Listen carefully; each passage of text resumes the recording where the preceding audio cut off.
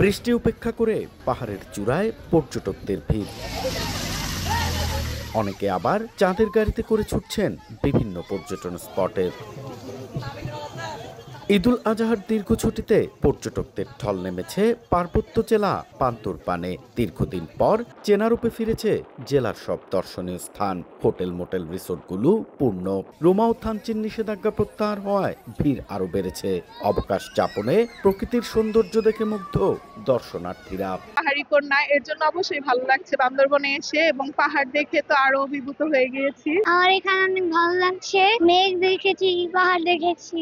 সুন্দর গাছগাছালি এবং এত সুন্দর ডেকোরেশন, মানে সত্যিই মনোমুগ্ধকর। অন্য কোথাও যায় সেখানে না যেয়ে আগে বান্দরবন আসা উচিত, কারণ বান্দরবনে অনেক অনেক জায়গা আছে দেখার মতো।